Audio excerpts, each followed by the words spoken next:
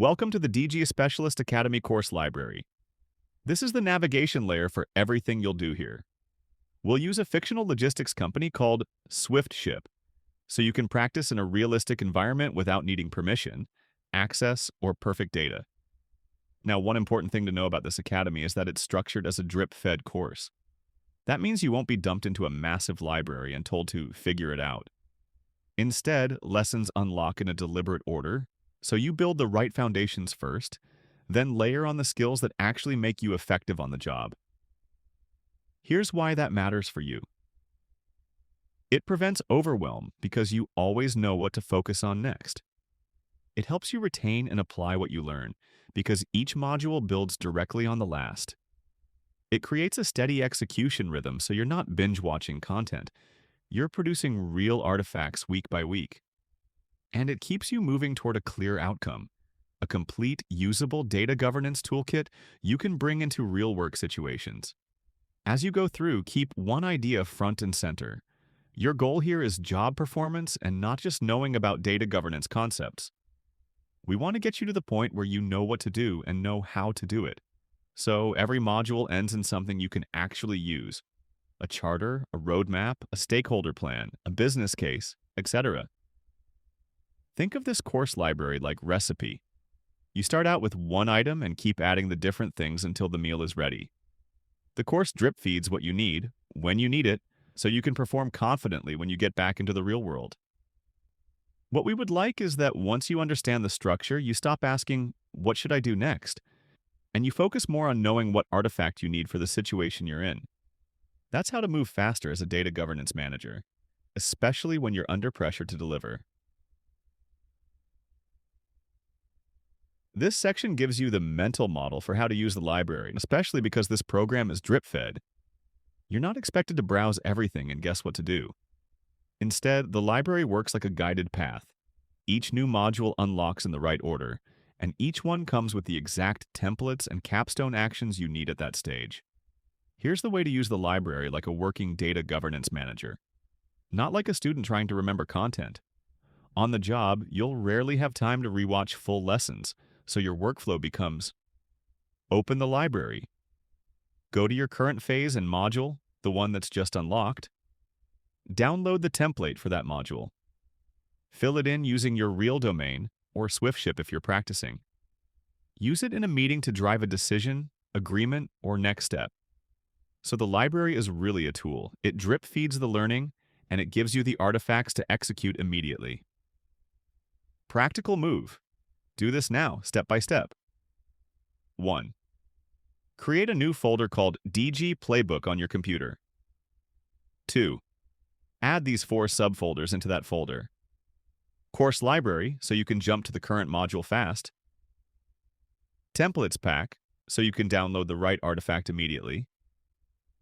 Capstone Register, so you always know what you're building and what's next.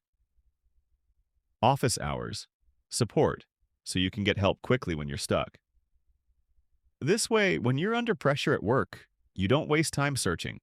You click the folder and go straight to the tool you need. The phases are your growth path as a data governance manager. The phases are not academic. They mirror what real data governance roles demand over time. Phase 0 gets you set up. Phase 1 teaches you to think like a strategist. Pick battles, build mandate, and stop random firefighting. Phase 2 is mapping reality and designing governance that fits operations. Phase 3 is influence and change. Phase 4 is running data governance day to day. Phase 5 is tools and automation. Phase 6 is scaling and executive-level value-proofing your program. When someone asks you, "What are you working on at the moment?" answer using the phase language. Right now, I'm establishing the mandate and prioritizing high-impact use cases. This is from Phase 1. Or, I'm designing ownership and escalation paths that reflect how we operate as a business, from Phases 2 and 4. This gets you sounding more professional and articulate, and this breeds confidence in you and your ability to ultimately deliver an operational framework. The capstone is the engine of the academy. You pick one domain and you keep building artifacts for it across the program. That's how you get job ready. You aren't producing notes. You're producing reusable assets you can take straight into stakeholder conversations. Practical move.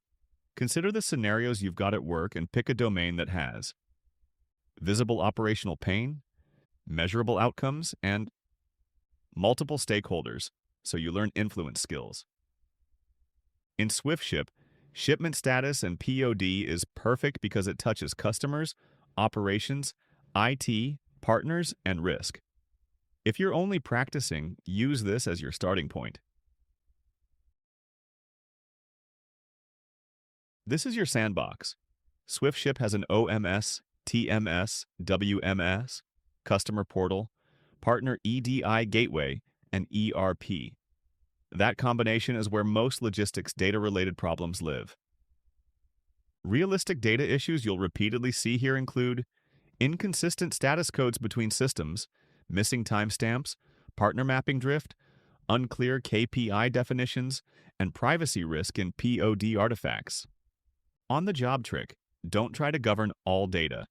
Govern the data that drives the decisions people fight about, KPIS, customer-facing status, billing triggers, and compliance-sensitive fields. Generally, start your journey with the business issues and data people are talking about, then build out from there. This is the practical heart of the Academy. You'll use templates the way real data governance managers use them, to move fast, align people, and reduce rework. The key is consistency. When every initiative uses the same artifact patterns, stakeholders stop arguing about format and start arguing about decisions. Practical move.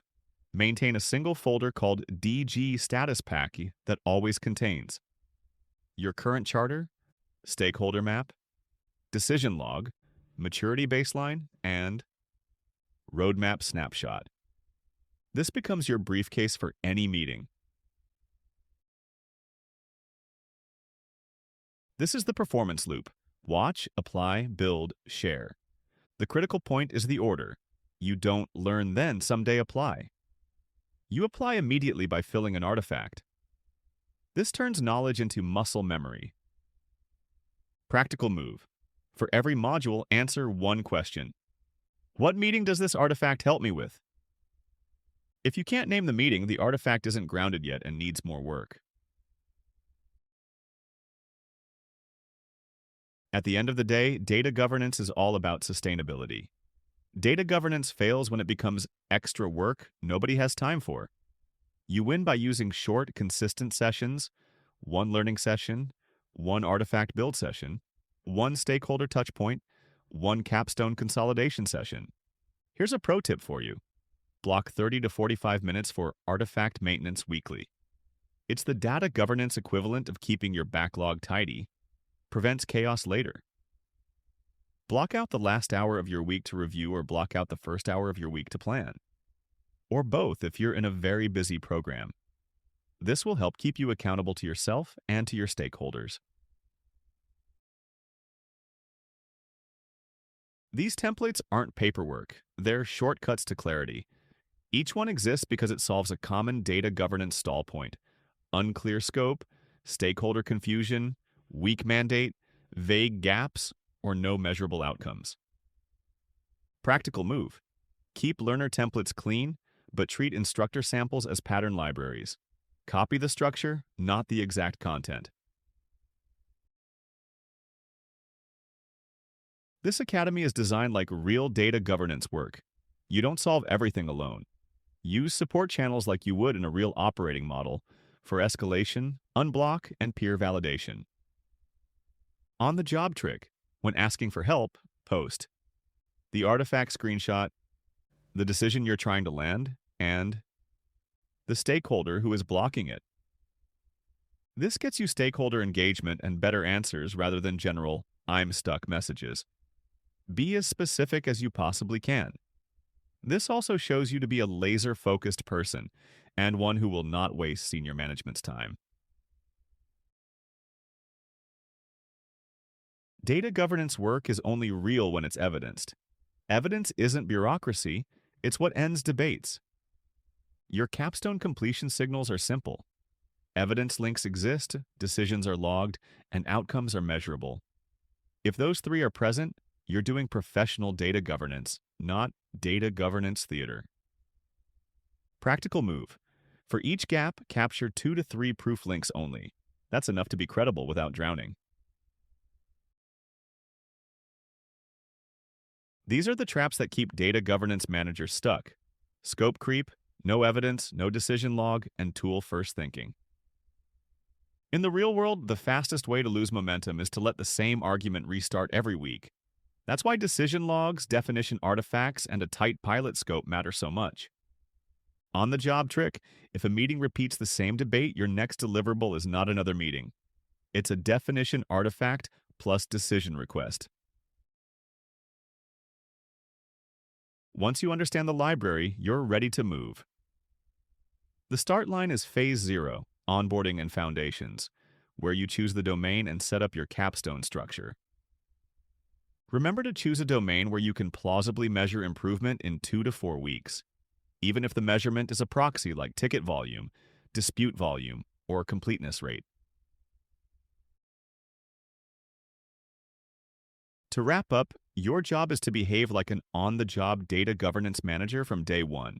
Work through artifacts, test them with stakeholders, log decisions, and build evidence. That's the path from learning data governance to leading data governance in the real world. You're ready to move to the next module.